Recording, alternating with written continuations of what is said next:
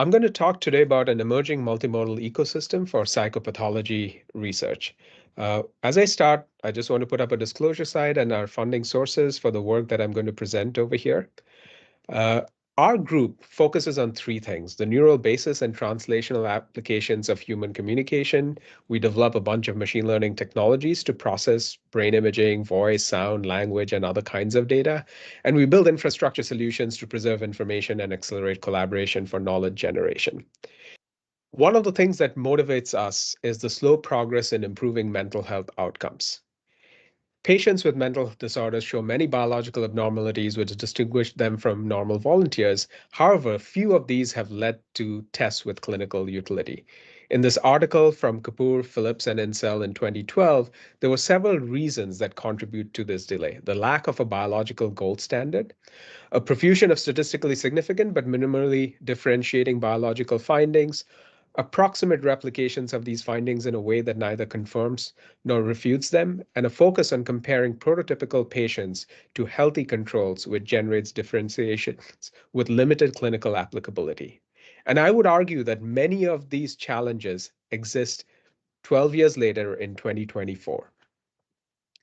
So today, I hope that some of the things we will present will help you understand how different data modalities provide different views of brain disorders, the use of machine learning and artificial intelligence tools in psychopathology research, and the role of voice, speech, and language as a window into the mind. I'm going to start with some of the work we've done at a basic level of looking at a brain image.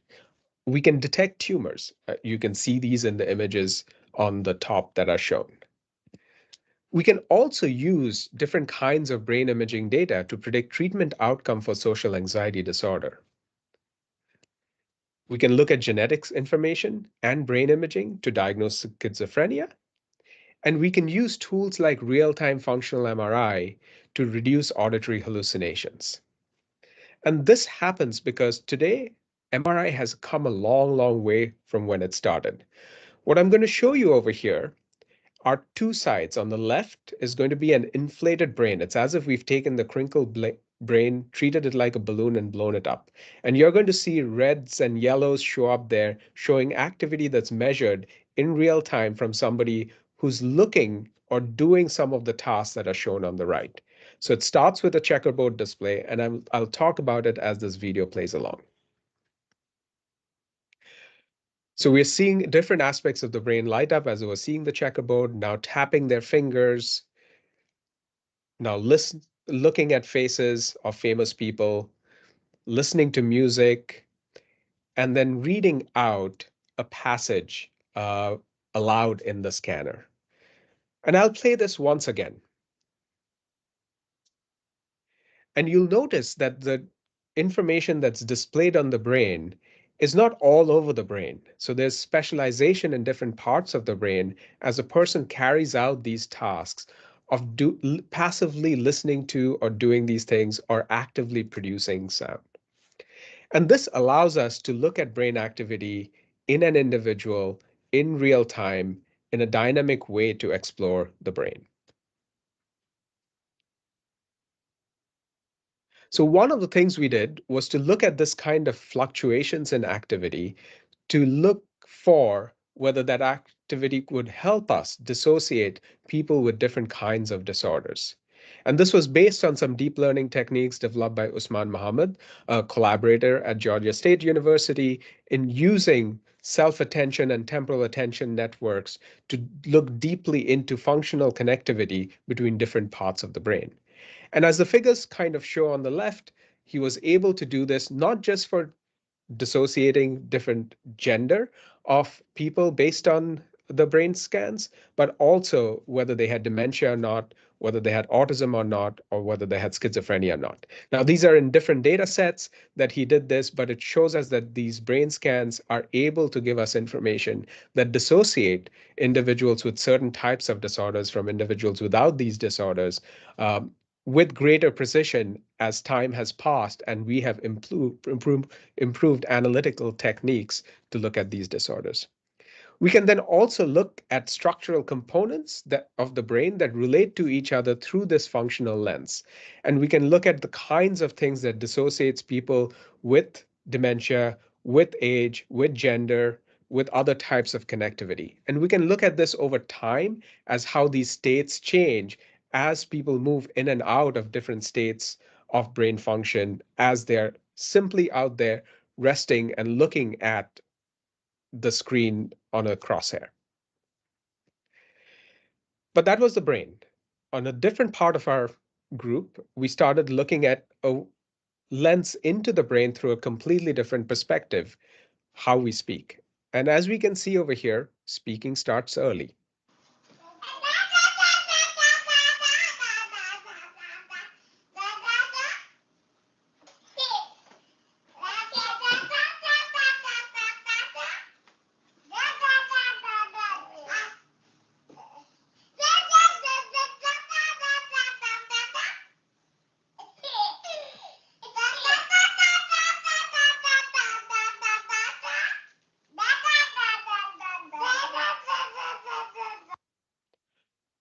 Now, communication starts early. If you ask me what they were talking about, I wouldn't be able to tell you anything.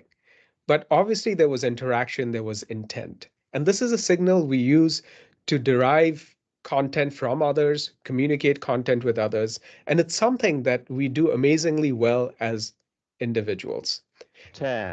Here's an example of an X-ray movie of somebody speaking. Her tot, her tech, her pen, he dee, he da, he gee, he ga, ya. Why did Ken set the soggy net on top of his deck? I have put blood on her 2 clean yellow shoes. Stop. And what this shows us is the incredible complexity that we can control. We control over 100 plus muscles as we speak. So this very simple act that we are doing of speaking and communicating involves the brain, involves feedback to ourselves, involves sound waves going from us to somebody else and into their brain to interpret things. And it's this dance between the linguistic level, the physiological level, and the acoustic level back up through the physiological level to the linguistic level that we seem to do effortlessly. And today we know that this dance occupies a significant amount of real estate in the brain, as shown on the left through the brain imaging that we are seeing when people are speaking. And we are able to model it through fairly complex models of speech production and motor control that allows us to isolate different parts of the brain responsible for doing different kinds of tasks in the brain. Another way to look at it is through this hypothetical graph. What we are observing when we're capturing something like somebody's speech are things that we can express out of the audio that's captured as speech features. What we are interested in is how the chain of information goes from some hidden state all the way through spoken output. This hidden state could be depression, could be cognitive load, or something like Parkinson that goes and influences the controller or the brain layer that then influences in turn the plant or the physical tract that allows us to speak, the respiratory system, the vocal folds, the vocal tract, out into speech features that we can analyze. Now, with all the work going on in the world of machine learning and artificial intelligence, there's still a space for looking at features that are derived from first principles. For example, we can look at phoneme durations in a language as one of the features, or we can look at coordination between different aspects of speaking. You saw an incredible set of activities that the mouth, the vocal tract, and the face is doing when somebody's speaking, and we can look at coordinated activities across them. And what this allows us is to look at vocal folds, vocal intensity, vocal tract features, spectral features, and prosthetic features to decompose the full signal into all different kinds of dimensions. And that allows us to do simple things. For example, we can detect if somebody has vocal fold paralysis with about an 85% AUC, while if we ask clinicians to listen to the same kind of thing, they're at about 75% correct or 78% correct in doing so. We can also dissociate people with different degrees of Parkinsonianism based on the kinds of coordination they're doing across these articulators. Finally, we can also use this kind of signal to look at differences in depression level based on phoneme durations that they are creating when they're speaking, and correspondingly look at brain activity associated with negative symptom severity in people with depression in different specific parts of the brain. However, our world of looking at different disorders through the lens of speech is fairly limited. There has been a lot of work that has been devoted to something like depression, uh, schizophrenia, and anxiety, but the space is quite blank and quite sparse right now. And this is one of the challenges in looking at communication as a different way of looking into the brain. An area where we have kind of transitioned from some of the speech related work is looking at language. In fact, we can go beyond speech and voice into various aspects of linguistics to understand how somebody might be conveying their mental state. So, in addition to speech and voice, we can start looking at the ways in which people are choosing words, the way they're using words, and the kinds of words they are choosing for various things. And one of these things started out during the pandemic. Three grad students decided to do some work to understand how anxiety due to the pandemic was spreading in public forums. So they used Reddit, which is a public forum where people go and post things, and a subreddit like health anxiety. And they're seeing an example post over here.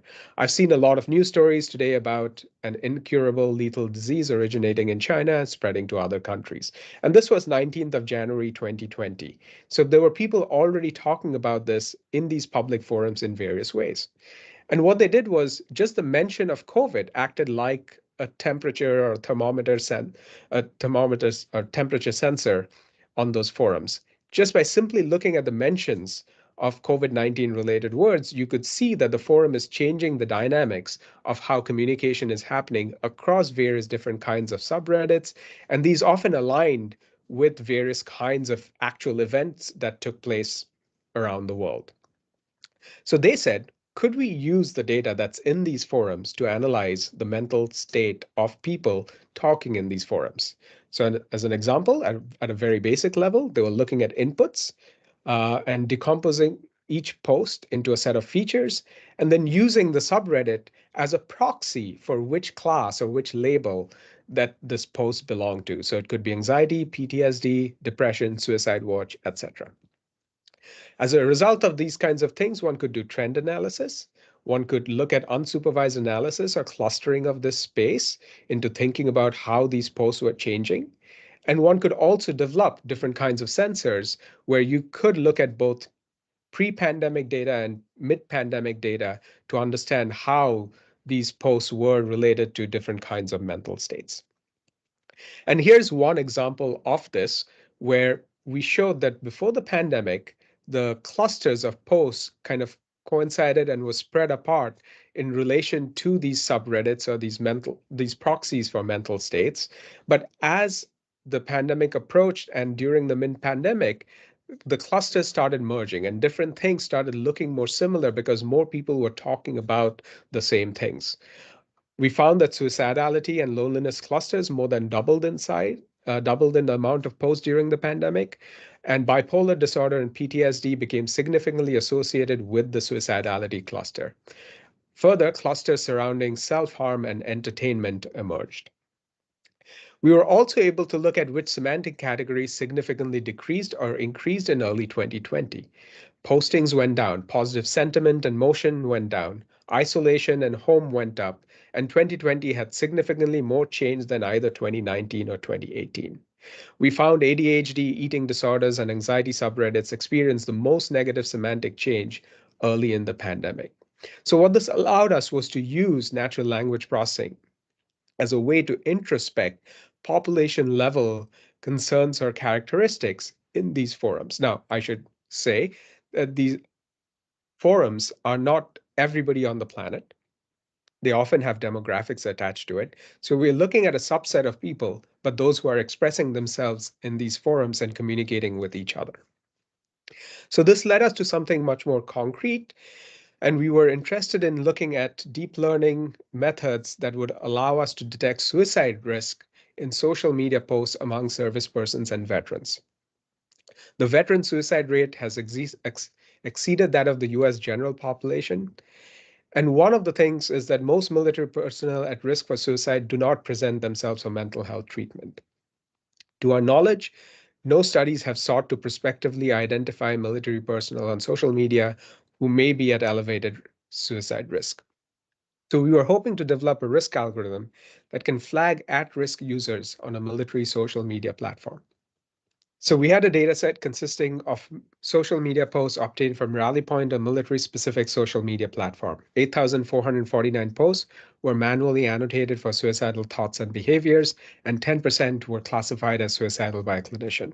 We were interested in both the post text as well as the metadata that went with it.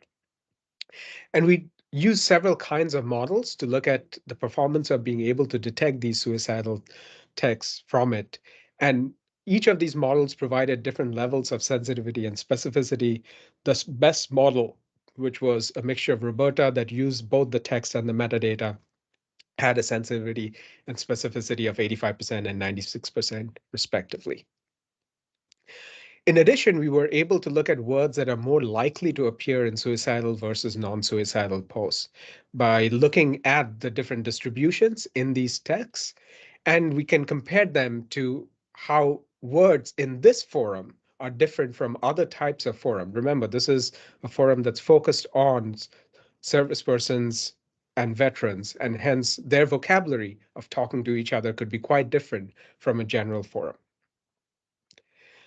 We were able to look at words that were specifically appearing in suicidal posts and non-suicidal posts. They were related to suicide, suicide risk factors, help seeking, first person singular pronouns, and negations. And words that were more likely to appear in non-suicidal posts were related to third person singular pronouns, war and military history, as well as religion.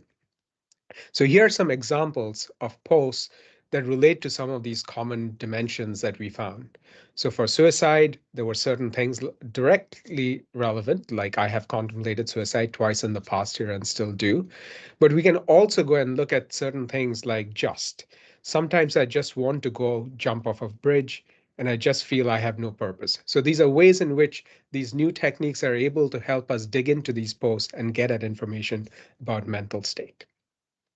So I've covered brain imaging, I've covered voice, and I've covered language as a way of looking at the brain and looking at dimensions of psychopathology. One of the really interesting spaces that we are moving into is the space of data that's being collected all across the Brain Initiative, from subcellular resolution of the brain all the way out to whole brain scale and behavior. And we are able to look at this data that's being distributed and disseminated through public data archives and biobanks. It allows us an incredible insight into the different aspects and complexity that make up the brain and eventually behavior. So I'm going to end on this note of trying to think about how we collect different kinds of modalities into an understanding of psychopathology, or more broadly speaking, the brain and the mind. We want to be able to measure things, we want to be able to predict the outcomes, and we want to be able to adjust things. We are looking at it through the lens of observable measures. This could be a voice, this could be a brain scan, this could be genetic information, this could be a social communication. Introspective measures, measures like pain and mood and energy, as well as interventions, the kinds of things, whether it's meditation, whether it's pharmacological substances, or taking a walk in the park. All of these come together, and these can be processed in various ways through signal processing methods, all the way through natural language understanding. The entire toolkit of machine learning and AI today, and the evolution of it over the last couple of years. But the key component of this is not just the analytics part, but connecting it with patients themselves or participants themselves, their caregivers, their family members, and doctors, as well as researchers. Could we bring this all together to see a world where we can measure these things, we can build models, and we can predict outcomes and adjust towards better states? I thank you for your attention.